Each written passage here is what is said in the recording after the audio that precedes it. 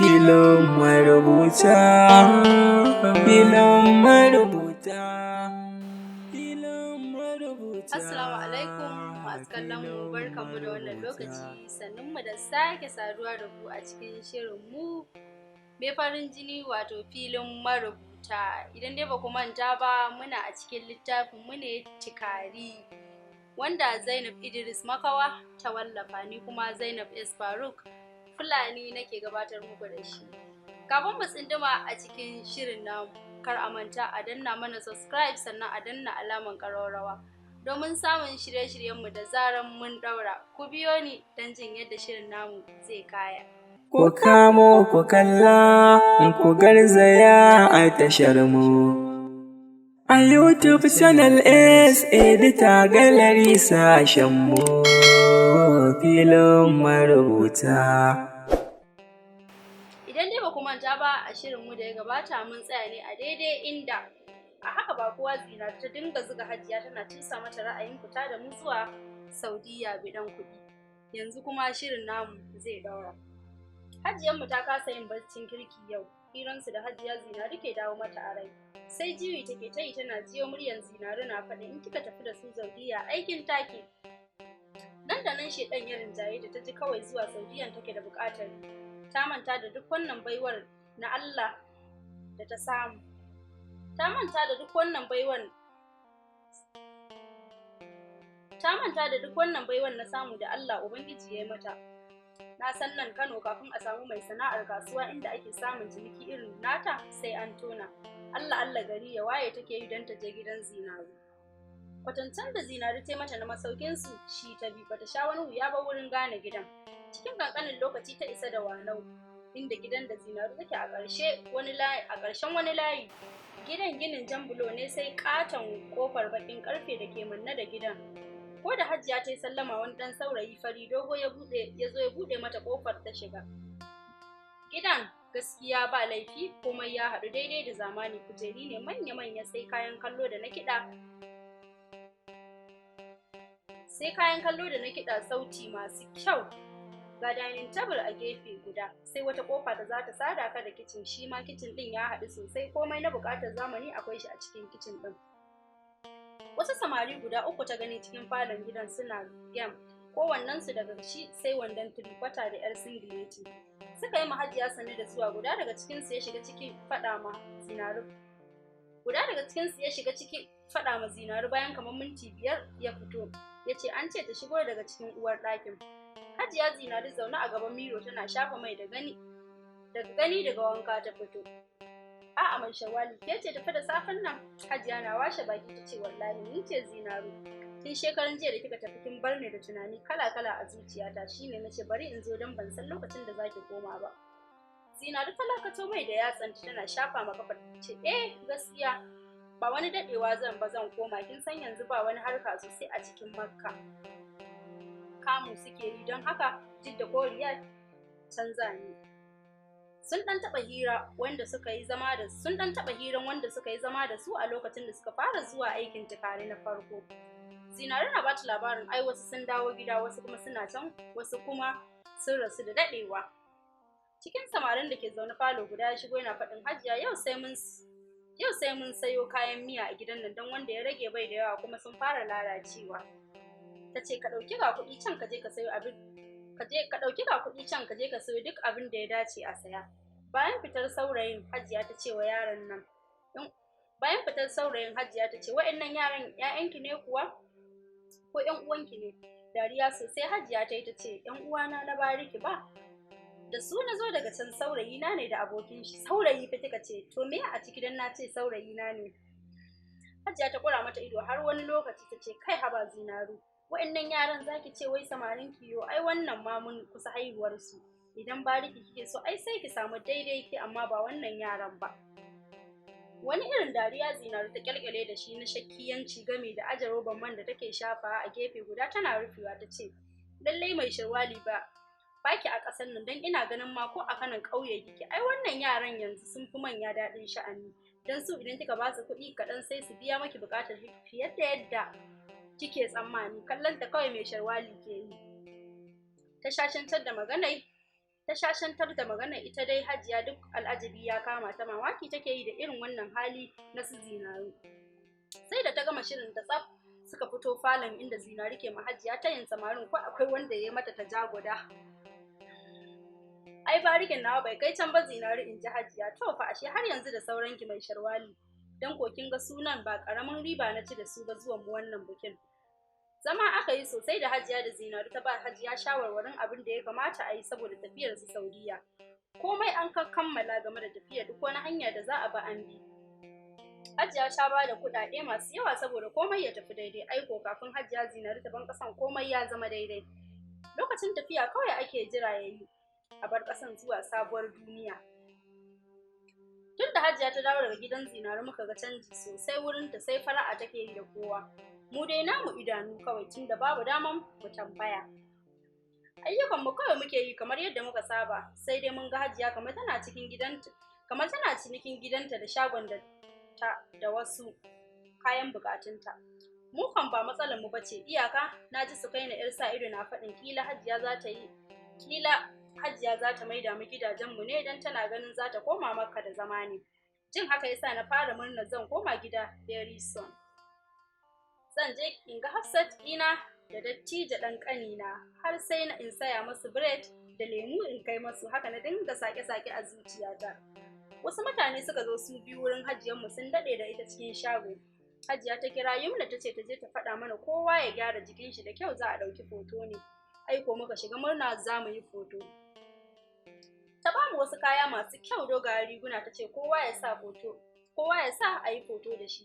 Muna ta murna za mu yi foton ban kwana da juna, tunda an ce Hajiya za ta bar ƙasar ne. Sam ba mu kawo cewa da mu za a tafi ba.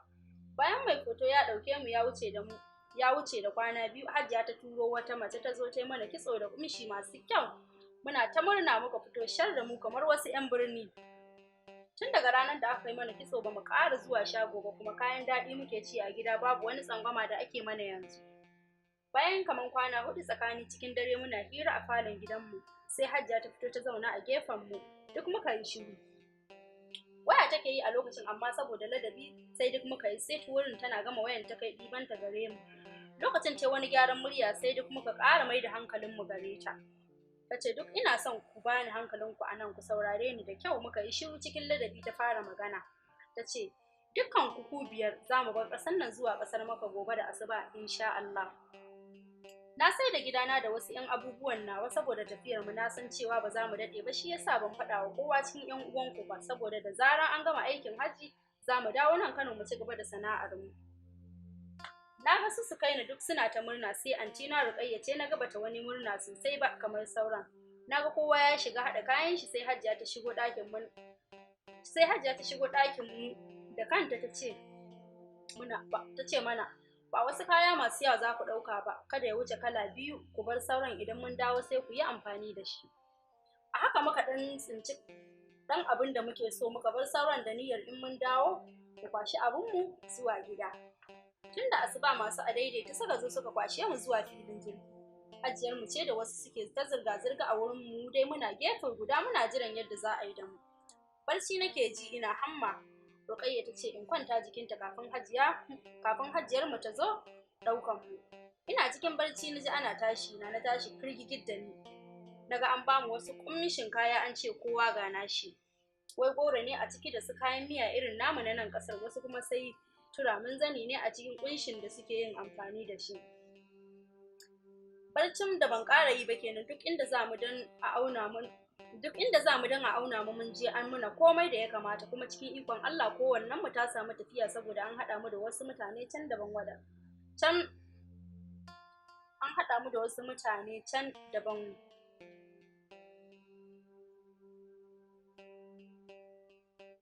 Kuma cikin ikon Allah kowan mu ta samu tafiya saboda an haɗa mu da wasu mutane can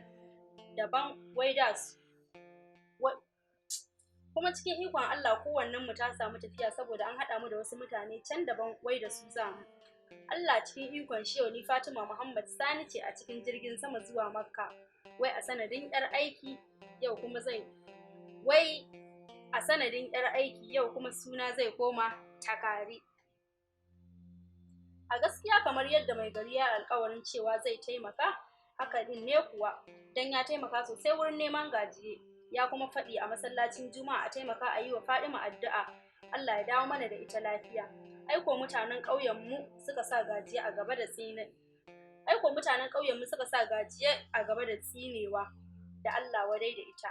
Wasu suka ce ai ta yi ma inna magani ne kafin ta ɗauke ni, wasu kuma suna faɗin ai kwaɗai ne ya yi ma inna, kwaɗai ne ya kai inna ta bada ni. Wani gefen kuma sun ce ai an faɗa masa an sayar da ni ne wurin 'yan yankan kai don gaji har ta yi arziki a birni. Wannan maganganun su ne suke ƙara tayar ma da inna hankali sosai, duk ta bi ta rame ba ta cikin hayyacinta sosai yanzu.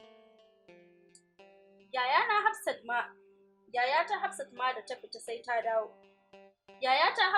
ta fita sai ta dawo gida da kuka saboda gorin da ake mata cikin gari. Inna kullum tana kai kukanta ga Allah, Allah ya tsare mata Fadimar ta duk inda take, tana kuma tuba da cin amanar marainiya da ta yi. Ana cikin haka sai ga gajiya wani mutumin ƙauyen mu ya gani a Abuja a kasuwan Wuse. Bata ganshi ba yayi ta binta har ya ga gidan da take, ya tambaya ko nan take, aka ce mashi lalle a nan take zama tana haya. Ya aika gida cewa ya ga gajiya har ma gidan da take zaune ya bincika an faɗa mashi. Cikin kwana 2 mutanen Dogon Daji suka zo wurin wannan mutumin. Da taimakon jami'an tsaro aka kama ta tana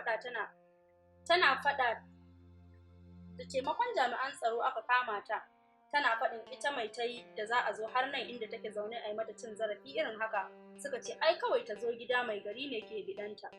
Ko da aka iso Dogon Daji da ita tana wani wuri da ido har aka kira inna yar kulu ta zo kofar mai gari. Mai gari yayi gyaran murya ya bude taro da addu'a da kuma yi ma mutanen shi nasiha nasu ci tsoron Allah duk lamarin su na duniya su sa Allah gaba saboda zafin nema baya kawo samu. Bayan dogon jawabin da mai gari yayi, sai duk jikin gajiya yayi sanyi, gaba ɗaya an daure ta da jijiyoyin jikinta, ko magana ta kasa yi sai gyara zama take yi. Duk da sanyin da ake yi, ita zufa take yi kawai. Kafin mai gari yayi bayanin shi, sai ta ce a gaskiya mai gari na san na cuci yar kulu. Ne mata wayo na ɗauki diyarta da sunan zuwa ganin gida wurina. Gaskiya al'amarin dai shine na kai yarinyar Kano wurin aiki ne, ba wai sayar da ita nayi ba. Wurin wata aminiya ta na kai ta aikatau a nan Kano. Kuma gaskiya an bani kuɗin aikin ta na shekara na ci ne, saboda haka nema yasa ban dawo gida ba don gudun kada mu haɗu da yar gudu. Tana kai nan duk wurin ya ɗauki salati, wasu suna ta magajiya cir da Allah wadai da hali kwaɗai irin nata. Sai da mai gari yayi da gaske ya samu wurin yayi shiru, aka nutsu. Mai gari ya ce ko gajiya za ta kai su Malam Sale da wasu mutum biyu inda Fadima take, sai da mai gari yayi da gaske ya samu wurin yayi shiru, aka nutsu. Mai gari ya ce ko gajiya za ta kai su Malam Sale da wasu mutum biyu inda Fadima take su ɗauko ta. Ta ce za ta kai su insha Allah. Sai da gaskiya ba ta da kuɗin motar da za ta biya wa Hajiya. Hajiya mai sharwali. Mai gari ya ce kada ta damu, shi zai biya Hajiya kuɗinta. Aka shirya yadda tafiya zai kasance idan an dace. Daga ƙarshe gajiya ta roƙi gafarar inna kulu, tana hawaye tana roƙon gafara. Mai gari ya haɗa masu tafiya zuwa Kano wajen ɗauko Fatima. Tun ƙarfe 6 na safe suka bar garin Dogon Daji zuwa Kano. Sun isa Kano da ƙarfe 2 rana sai da suka je suka ci abinci tukun kafin suka wuce shagon Hajiya. Ko da suka je shagon Hajiya sai gajiya ta ga wurin duk ya canza mata. Ta isa wurin wata mata fara ƙaura da ta gani tana gyara wuta, ta yi mata sallama. Matar ta ansa mata cikin Hausanta da alamar ma yare ce. Bayan sun gaisa da matar, take tambayar Hajiya mai sharwali mai wannan shagon. Sai matar ta ce gaskiya bata santa ba ma, don ita gaskiya siyan shagon ta yi wurin dillalai. Aiko gajiya ta ɗaura hannu a ta fara kurmai ihu tana faɗin ta shiga uku. Ita gajiya haihuwar mutum ina mai sharwali ta tafi da diyar mutane. Ita dai wannan matar ta ce wallahi bata sani ba, don ita daga Lagos ta zo Kano ta sai shago, ita 'yar Ghana ce. Gajiya sai ihu take kurma, mutane na ta kallon ta. Aka mutane suka taru aka zagaye su don jin ba'asi. Wakilin sarki ya ce ai dama mun san ƙarya kike yi, mutuniyar banza kawai. Kin zo kin sayar da yarinya kin gudu kice wai anan kika kawo ta. Gajiya sai ran kuka take yi tana bi dan agaji. Ana cikin haka sai ga wani dan tsoho ya zo ya tambaye ba'asin abin da ya faru. Aka gaya mai komai yayi shiru na dan wani lokaci. can ya ce gaskiya in dai matar da ya sani ne tana sai da abinci a wannan shagon, ta sai da shago ta wuce Saudiya da yaranta duka. Yau kusan kwana 3 kenan da tafiyanta, kuma shago da gidanta da shi aka yi yau kusan kwana 3 kenan da tafiyanta, kuma shago da gidanta da shi aka yi cinikinsu duk ta sayar ta bar ƙasan. To masu kallon mu, an ce laifin daɗi ƙarewa. Duka a nan za mu ɗiga ma filin namu aya, sai kuma wani satin idan Allah ya nuna mana. Kar dai ku manta ku yi mana subscribe, sannan ku danna alamar ƙararrawa domin samun shirye-shiryenku da zaran mun ɗaura. Ni ce dai taku Zainab S Faruk Fulani. Na gode.